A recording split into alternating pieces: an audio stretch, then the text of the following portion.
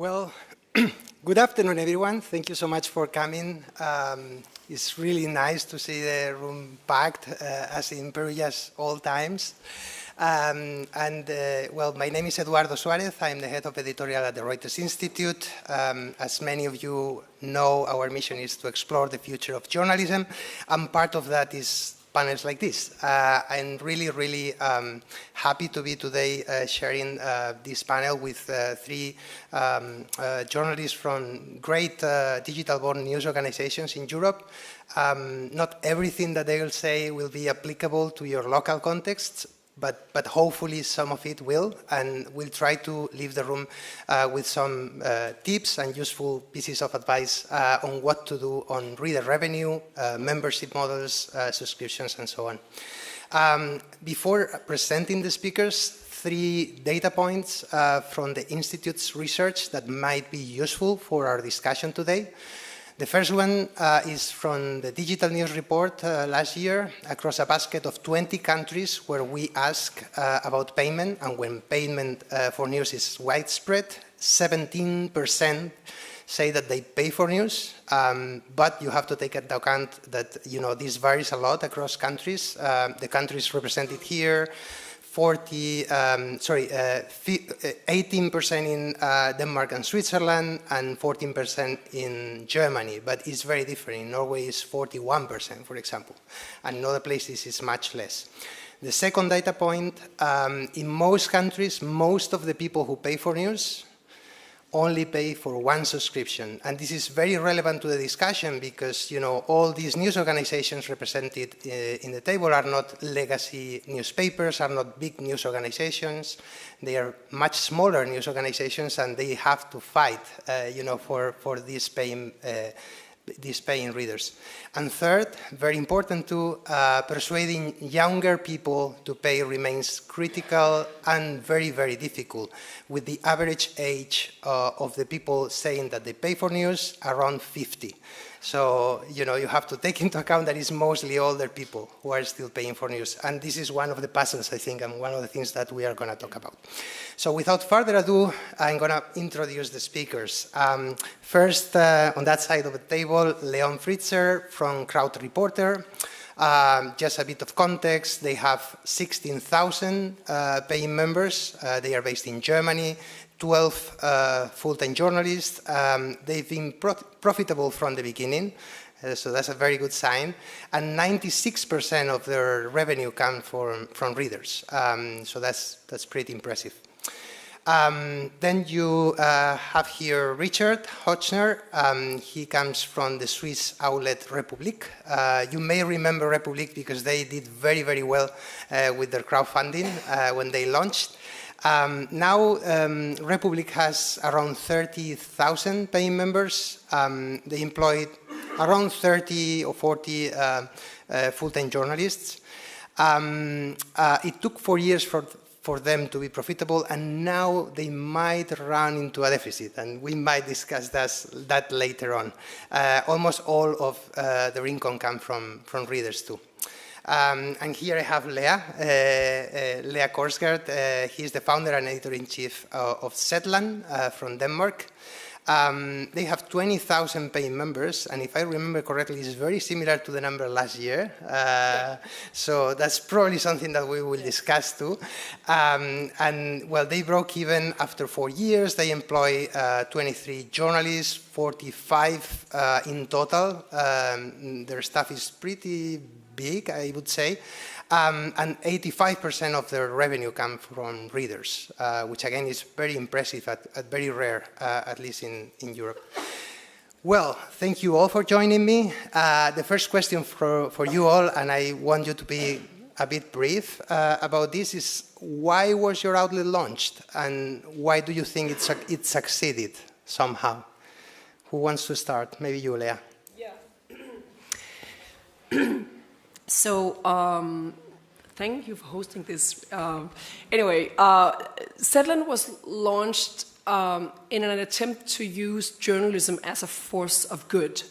We had an experience that I think many people today share, that we are on top of the a mountain of information today in society, but at the same time lives in a valley of with having a hard time figuring out what to actually spend your attention on. What's worth my time? What's not worth my time?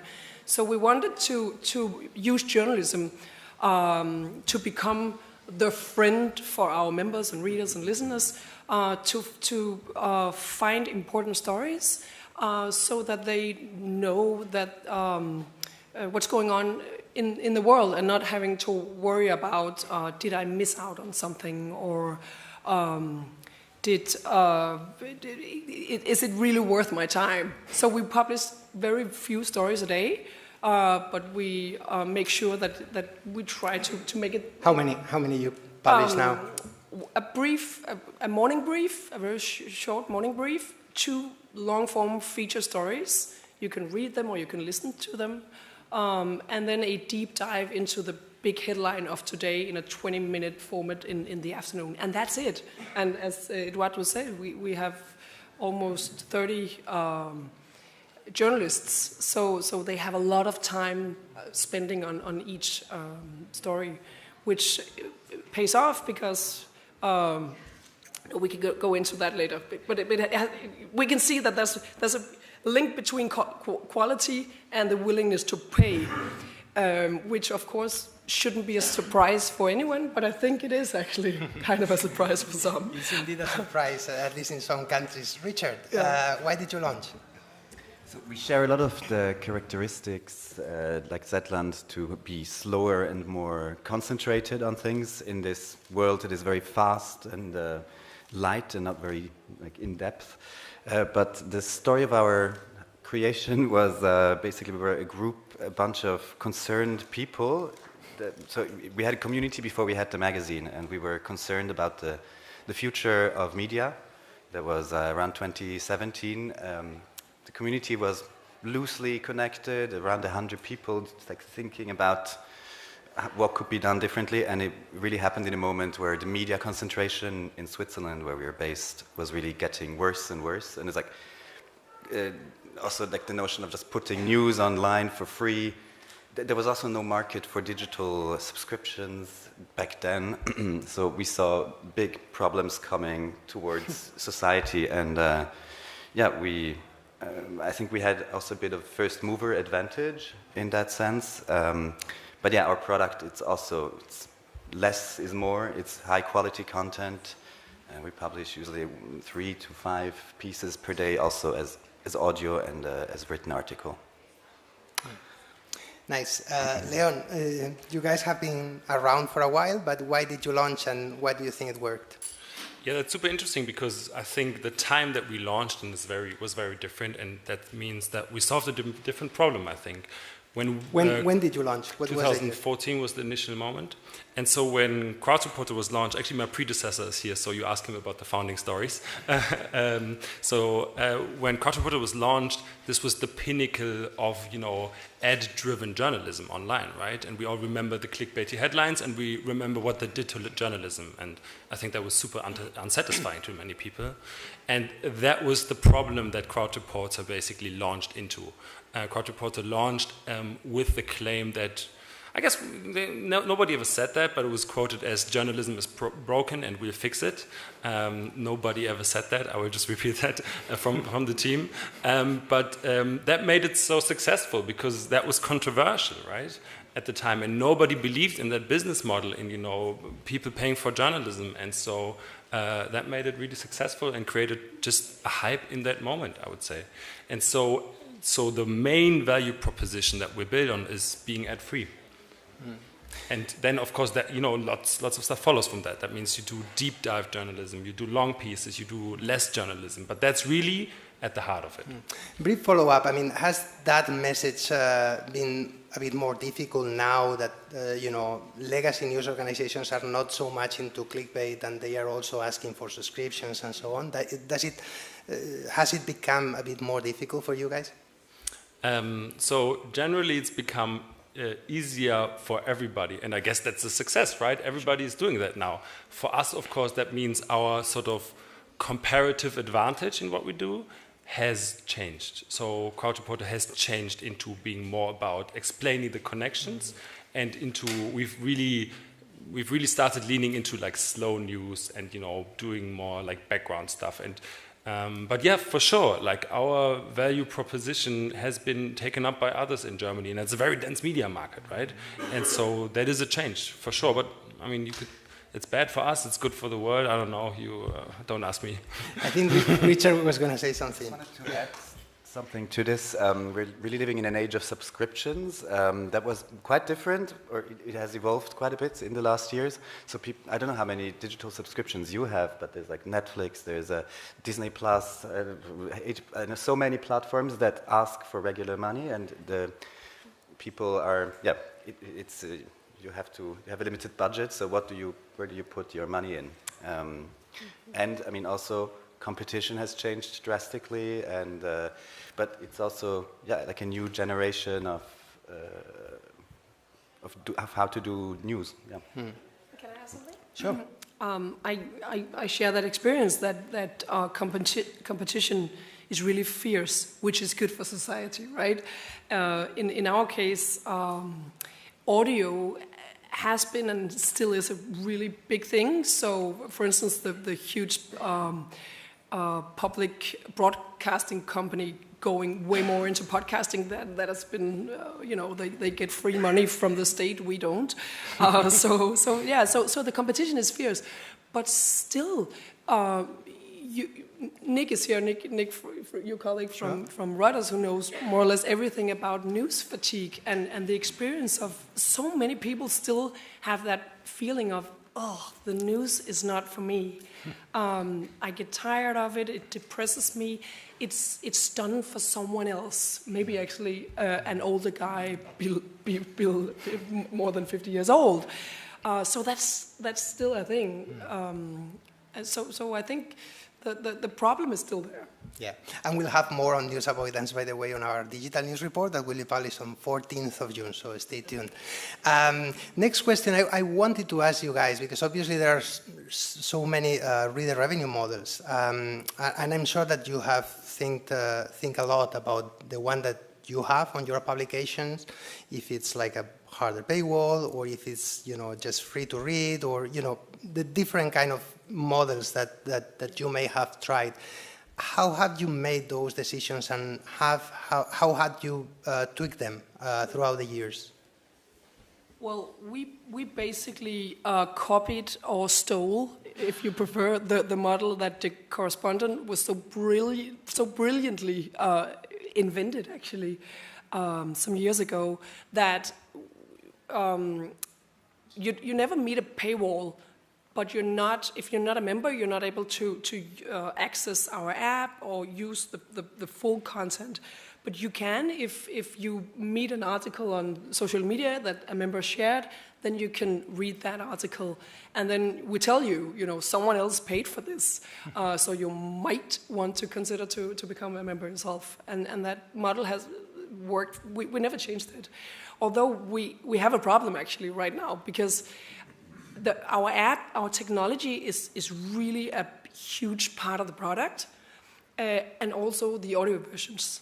And you can only experience the app and the audio versions once you have converted to become a member. So it's such a huge part of the product that we more or less hide for the non-members. So right now we're in the process of maybe opening the app up in more of a Spotify model, where you can go and try the product, but not to the full scale. So is this something you've considered, because you have problems with growth, as so many other digital organizations have right now, with growing your subscribers? I know that happens in Spain and in other countries too right now because of the cost of living crisis, inflation, many other things, yeah. Yeah, so last year, every August, we make a huge campaign asking our members to find new members. Mm-hmm. And this year, back in 2002, it was super successful. So we had 5,000 new members in 3 weeks, but we lost more or less every one of them due to, I think, the financial situation. It has been hard to, I guess, everyone. So we're back to the level of that we were one year ago. But the thing about opening the app up, that's more, I think just it's not due to that. It's more let's go fix this problem that there's so much of the content that or the product that people don't get a chance to actually experience. Yeah, that's a great point. Richard, how did you tweak or find your own revenue model at Republik? Much like Zetland, we looked at the correspondent when we started and also applied most of that concept. And we also haven't touched it. And it's one of our biggest strategic projects of this year to look at this and maybe tweak it. Mm-hmm. Like, while keeping the spirit that we want our stories to have reach and to reach people, and also not to be just, like, one of our core promises is like no bullshit, so there's no like cookie banner or stuff like that. We collect little data, etc. But we want our stories to be read, and we want our members to be able to spread them with the world. But at the same time, we notice we've been plateauing for a year. Our yearly campaign that we do also brought us new members, but generally our hypothesis is that there might also be a lot of freeloaders that, because the paywall is so penetrable, like if you follow us on social media, if you like Republik stories, you can find them all on Twitter. So, and it's a project that we're going to do. It's going to be difficult for us to do a metered paywall, for example, because we don't want to collect data, we don't want to have cookies. It's also like out of principle, and we are quite strong on our principles, but I mean, and I've been having a lot of conversations about the paywall concept here in Perugia, specifically now in these days. Yeah, maybe it might be a free tier model. I mean, also the app is really key to our product, and it's hidden for everybody that is not there, and it's What about you guys, Leo, in Krautreporter? How do you structure your value proposition and your model? So specifically on the paywall stuff, Krautreporter started out without a paywall, and then now we have a similar model to you guys in the correspondent. I'm a sucker for numbers, and so we tested it out. We tested, I don't know, 1.5 years ago, we tested a bunch of stuff, going without a paywall, going for email registrations, whatever. A paywall turned out to be good. That's changing. It's changing. Like, I have a hypothesis on this, but don't pin me down on this one. But don't quote me, especially. I think you're live, but yeah. Well, yeah, that's bad. I think what I see is when we started out with a paywall, it was very different. It conveyed a sense of community, and there's an inside and an outside. What happens, and we actually saw that, it worked pretty well in terms of retention, how long people would stay on board, and that kind of stuff. These numbers have been going down. We have worse retention, and we have worse sort of, people. It feels like people come for an article now, and they don't come for the product, right? And so I think our product and our paywall sort of strategy has changed, not by us doing anything and changing anything about it, but simply because they're everywhere now. And you're so used to it, you're so used to seeing paywalls, and I think that has made me at least start to think about whether we should move away from that, because I think the paywall, of course, it's the moment when when we talk about conversion, look at the numbers and all that kind of thing, but it also presents your product, and that has changed, and so I think there will be a time that we have to find another way of communicating what we are. And I think that's something we all share, is being a community model as well, right? And that inside-outside feeling doesn't exist anymore, but it's rather now it's a transaction. You pay for an article, and then it's very different these days. Yeah. I'm going to share one small thought here. So, like, being part of the community is one of the selling points. And for example, we have a very lively comments dialogue section where you can interact with the authors of a story, and that is basically the only thing that is constantly behind the paywall. You can only write and input and discuss if you are a member. So that's and a lot of people perceive that as being like, some people say it's the best part about Republik, the discussions that happen on a very high level, the most polite discussions. So, and being part of this community is certainly a selling point. Also having access to events. I mean, there's a lot of things we do in that sector. Yeah, I guess, I mean, the point that Leon is making is, you know, the environment has changed now, especially for smaller publications in Europe as yours, guys. Should we change the messaging? Should we change the proposition, that kind of things that we are offering? Maybe it's not just a paywall, maybe it's something else. And I don't know if you have either tried something or are considering something that you can share with the room and also online. Yeah. Actually, I don't think the environment has changed. The competition is more fierce, and the economic situation in the world is different. But basically, you know, the user need are still the same. I'd argue. You know, help me find out what's worth using my attention and my time on. So we haven't changed that, because I really, when I'm out speaking to especially younger people, they still have that feeling. But I think what's important is you constantly have to retell the story. Why are you here? What is the problem in the world that you're trying to fix? Why is it important that you support that mission? We do all sorts of behind-the-scenes content in order to just really tell this story about why journalism is important. And I think actually that's really what journalism failed to do for so many years. We took for granted that people could figure out for themselves why it was important, but it's like any other business. You have to explain, why is this thing important? So we try to do that in all kinds of ways to reinforce the mission. Richard, is something you do at Republik? I mean, so our messaging in the beginning, remember we started with the crowdfunding before our magazine existed, so we were very mission-driven in the very beginning of our history, but like we wrote a manifesto at the very beginning, which starts with "Without journalism, no democracy." I'm plugging these stickers, if you take one if you want. But that messaging has been very stable, and we include it in like on onboarding, in like automated emails. Like this messaging is always in there to really. It's a big part of our member base, also supports us because they think something like Republik should exist. And then later the product came into life, and the magazine started also being part of the selling point. What we sell is in a way also in a complex world that is noisy, that is messy, there's fast news everywhere.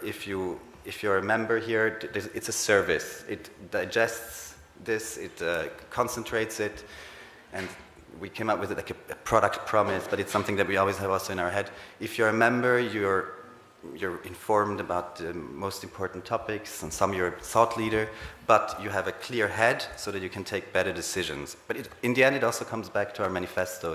It was all in there from the very beginning, so it helped us being like stable on message, on brand in a way also, but really being consequent and repeating that. And I think that's also part of our identity. And I'm curious, I mean, with so many news organizations in Switzerland and also in the German-speaking world asking for money, I mean, you say without journalism, no democracy, but there are many other journalism organizations. So how basically you argue for your case when asking for money, basically, yeah. What kind of, distinctive value you put into your journalism? So, I mean, the core, Lea, you said it really nicely. I think, we have to argue the case that why we should exist, right? Next to the others. I mean, especially in Germany, we have a really big market.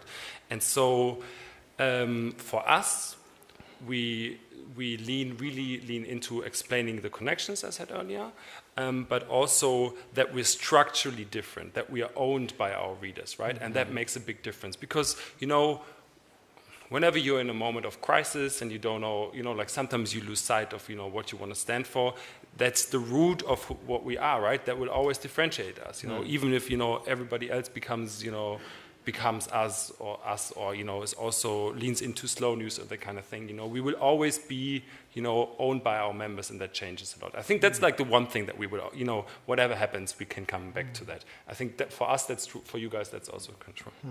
Can I ask something? Sure. Because I think, you know,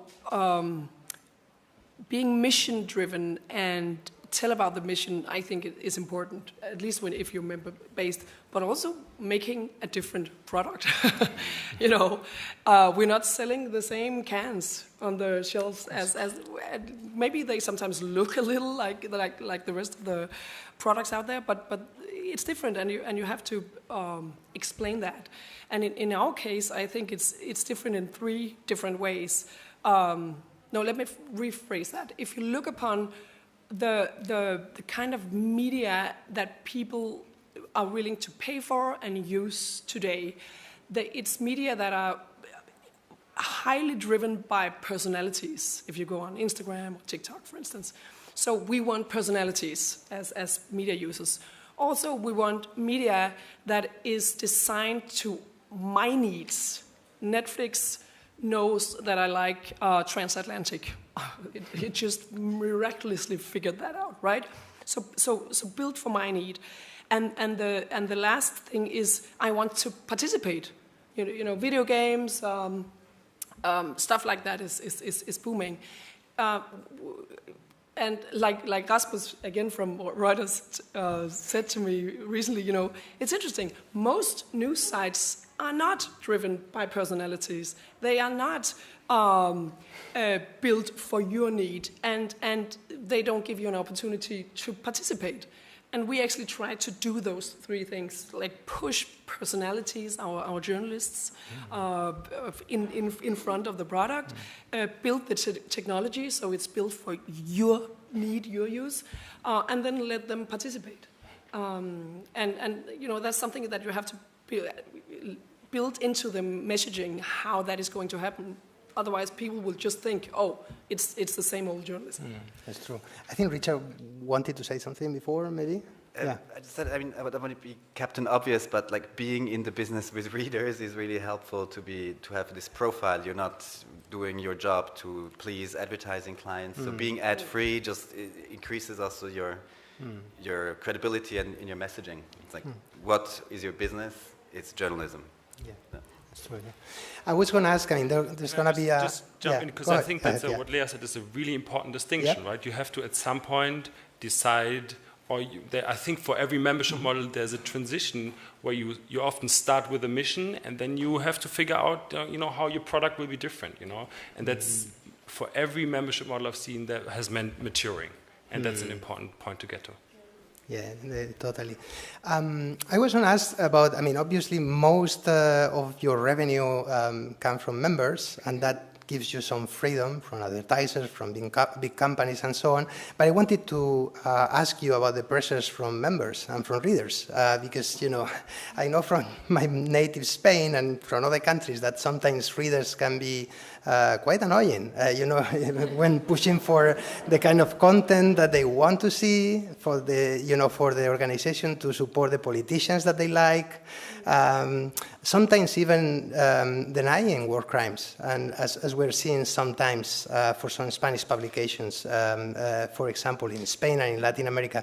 How do you deal with those pressures, with the kind of members that don't agree with the things that you publish, or that want you to publish things that you are not publishing? I mean, so there's a constant stream.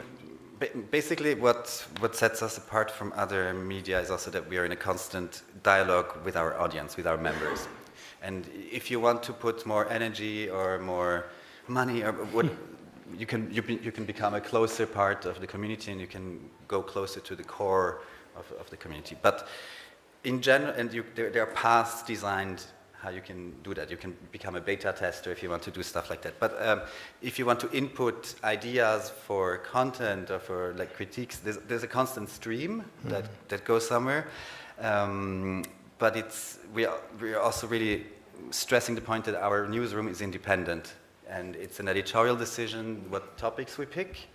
It's always informed by this constant stream, but it's not the readers that make the decisions of what will be in the... We are very strict on that. There are other models that are also have their advantages.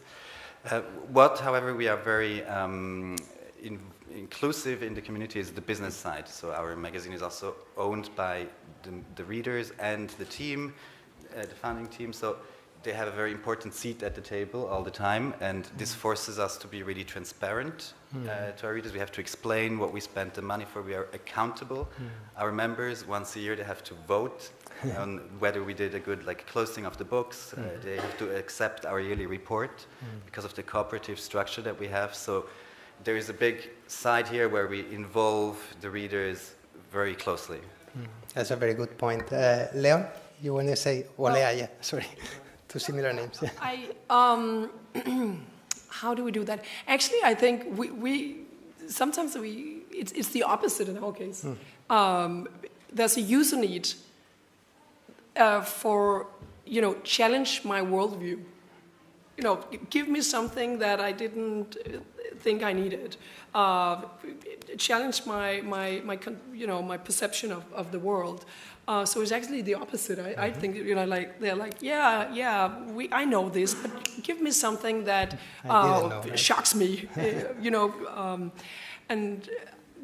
And we find out the same way that you guys do at Republik, just asking them and keep that dialogue going, and then making sure it's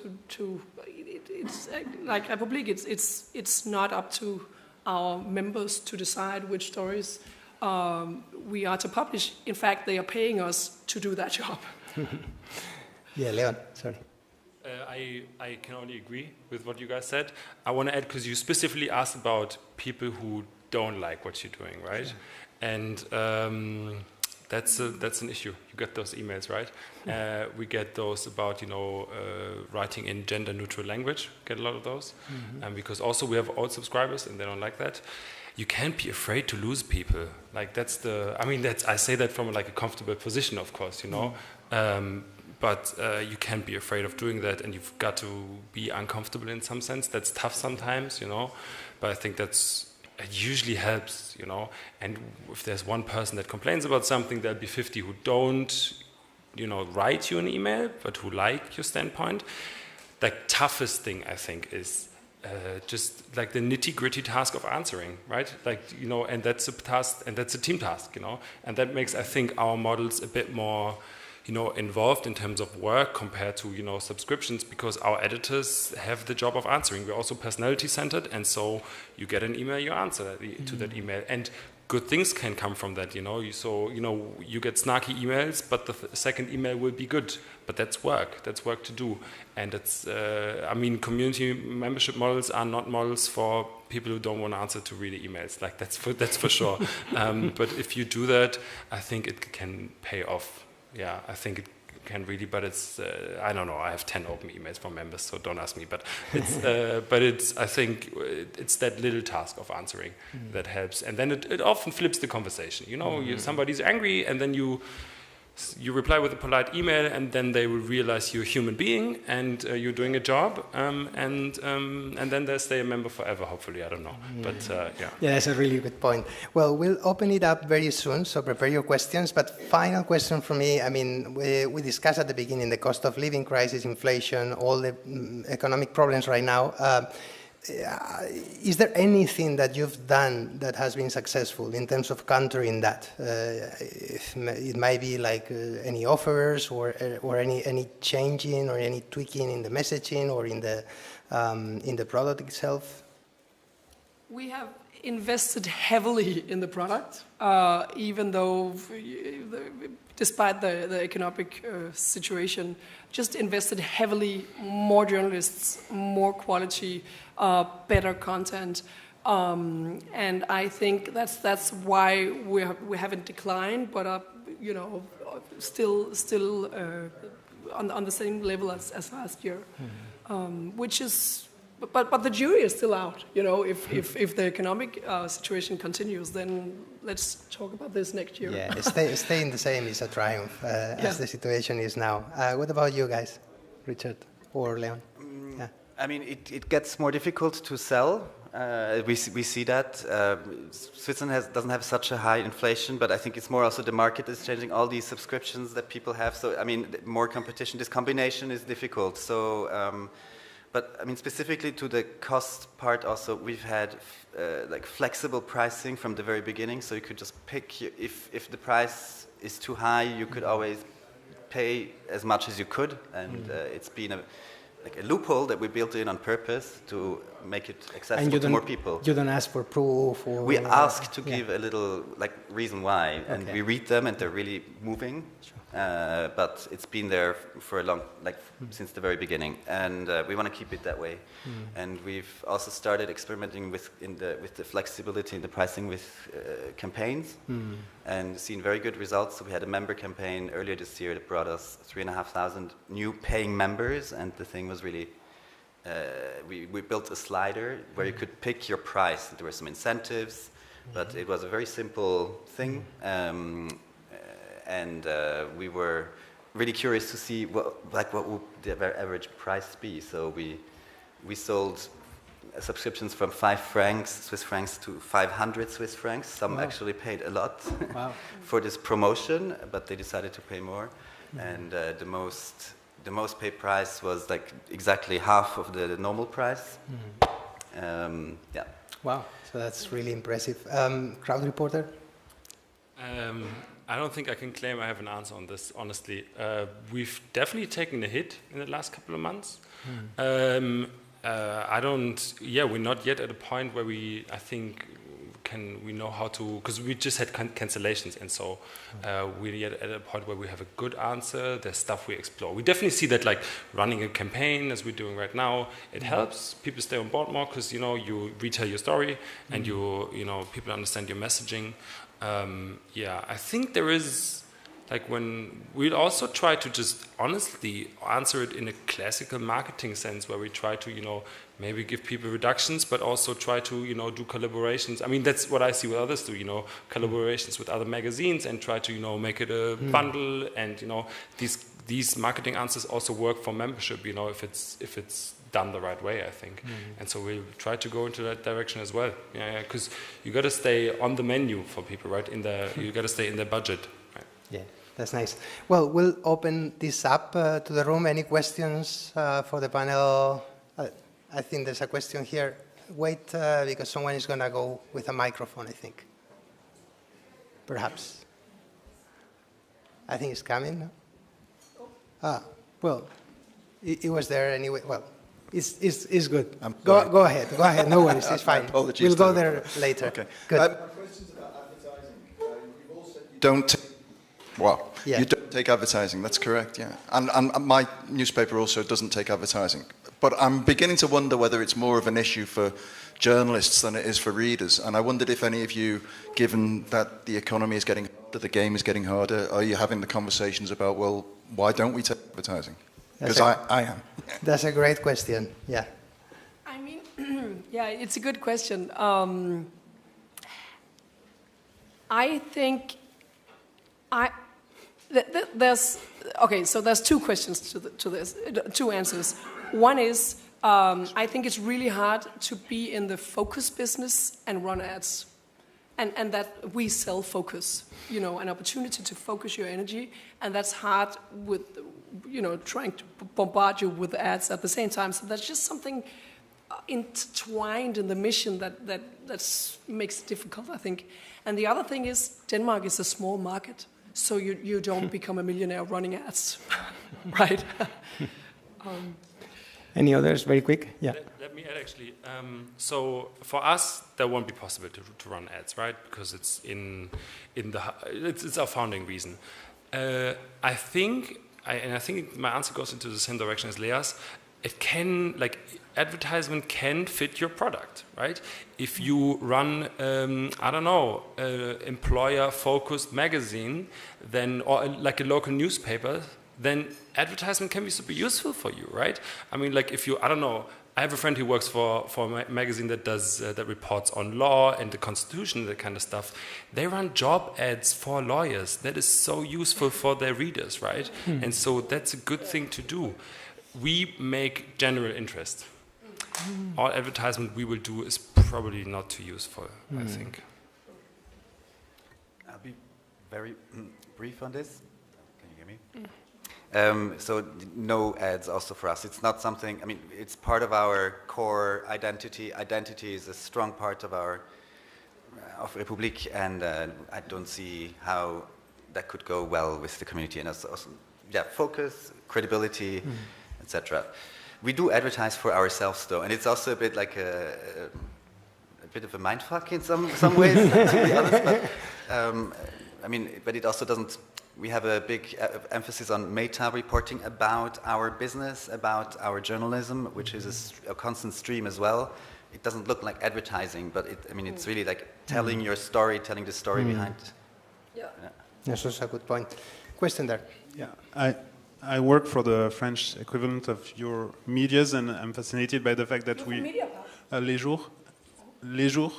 Yeah, and I'm kind of fascinated by the fact that we all have this growth problem. Like we all broke even pretty much. We have a big subscriber base, but I want to ask you how you think about growth and its intersection with data. Leon, you mentioned you were a data geek, and data can only tell you so much about your current subscriber base, but it cannot tell you really how to grow it and how your future subscribers are different or maybe similar. So I want just to ask you guys how you think about growth and how to kind of restart growth in your medias. Very good point on future subscribers. What do you know about that? In our case, our revenue is growing, but our membership base is only growing a little these days. But our revenue is growing actually quite a lot because we did a new product. It's an automatic transcription service that it's built on the Whisper technology, AI technology.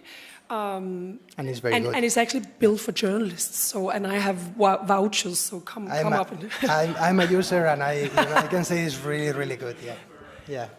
So we built this product, and it's just really it is already profitable. And then how much are you making? Actually, I don't know the numbers, but we have 2,000 paying users already. And how many? 2,000 paying users after a month. And we are in 58 different countries, and yeah, so it's successful, and for me it's so meaningful because we let people save tons of time on tedious work, and which is meaningful in and of itself, and then we can take the money from the product and sustain our journalism business. So I think what I'm saying is, growth could be any. Also, it doesn't only have to come from the membership base. That's a good one. I mean, it's the holy grail of questions for people like us right now. I mean, challenging circumstances. I mean, let's talk also a bit about failures maybe. Like we had at Republik for the last year, we had really a strategy of experimenting with new product elements that we were hoping would find new audiences, and we were really they were not failures per se. We made nice products. Like one was audio, one was the climate lab. We have faster, smaller, more lighter content, a stream of that, but it didn't give us new readers, and now we have to kind of step back. Like these experiments were nice. We learned lessons from them, but one lesson that we also learned that we didn't grow through these steps, and it's a very painful moment for Republik right now to have to let's focus more on our core and find other ways to continue to survive, because the wind is strong. There's like a harsh climate, and as a member-funded organization, you're constantly exposed to all these winds. It's important to share those things too. Someone has the microphone over there, yeah. Hi, I'm Gasper from Radio Slovenia, which is totally other thing. We are a public radio, but you're all from Western and Nordic Europe, and where is the journalism culture very much in front and very much progressive, and democracy is way up on the ranks. Have you thought about how to maybe approach people and memberships and models for example, in Eastern European, because it's a little bit different journalism culture, and especially approach people to media, where some tries were already being set up, for example, in Slovenia, but people didn't still grab it, like, for example, in Zetland, when you have really a lot of members. And But then again, in Slovakia are doing really good work, and they are Slovenia. Oh, sorry. No. Denik is Slovakia. Yeah, and they are they have 70 journalists, I think. So they're really big, and 444 in Hungary are doing really good job as well. It's not membership based, but it's digital born outlets that are really thriving and doing so important work. So it's manageable. Yeah. I totally recommend. I mean, we had a discussion in this very room last year with Thomas from Deniken, and he shared a lot of very useful thoughts, I think. And also, Peter Eldergy from 444 in Hungary published a paper on the Reuters Institute website, precisely on those topics. So I encourage you to read them. Can I just chime in? I think, the difference is obviously, these are all three really wealthy countries. But also the products that we offer, they go into a need which is, being overwhelmed with news in these kind of things. In other countries, there's other problems to solve, I think, like in more Eastern European countries, you have, uncovering, stuff is such a strong thing to do as a journalist, right? And so you can base a lot on these things. And money, a good selling of course. point. It's a good selling point. Yeah. It's a great, that's a great reason to exist, to uncover stuff, So I think, I don't see why that wouldn't work, except for, of course, the wealth, right? But, yeah. I mean, we are about to finish now. We have to be, finishing at 10 to 3.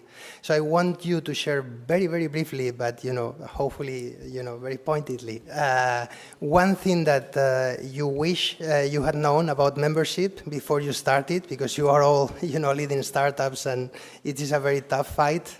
If anyone in the room or online wants to start something like your own organization, what would be your advice?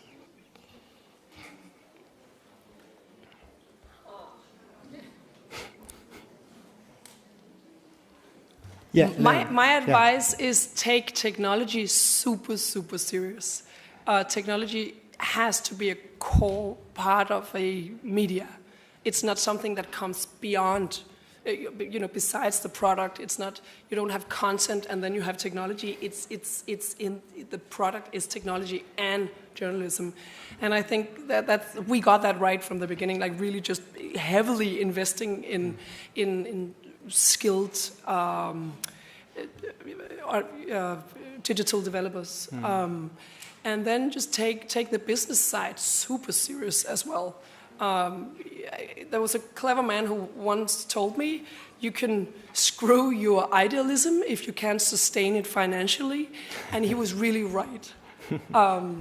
So I wished one thing we didn't do that I wished we had done was to sit down and talk through in the founder team, for how long are we going to do this? We didn't do that, so we're still running the business. Those are very good tips. Richard or Leon? I second that, but I will come with a different angle also. So if you have a member business, you are a community business, and communities work with the heart also. And I wish we had done a few things a bit differently also there, or like just remembered that all the time. Like you need to be warm, decent, human in many ways, and also take care of the heart of the community as well. Like we, especially in our crazy crowdfunding, we were just like running, but forgetting to take care of ourselves a bit as well. So it starts with you, with your relationships, and if that is a success, it spreads out, and you can inspire other people. But the heart. Good advice. Last word from you, Leon. Lea took away my points, so I'm gonna just repeat them in other words because I think they're really important. It's like, you know, you have to be willing. You're a journalist, but you have to be willing to build a product and get somebody on board who takes care of the business side, because you need to be paying for it. And also, you need somebody to ask for money for you, right? I think that's what I see with lots of like creators starting now is. It's tough to ask for money, but you know it's part of the job. It's you know what pays the salaries and that kind of thing. I will add one more thing, I think, which goes into a similar direction though, is make sure you have structures in place, you know, that you don't burn out, and you know that you can maybe, you know, you work professionally and these kind of type of things, because you know you won't have that in the beginning, but do it early. I think that's a good advice to give. Yeah.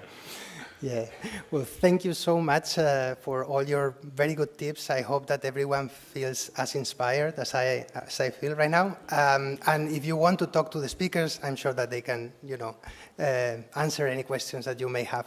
Thank you all for coming. Thank you.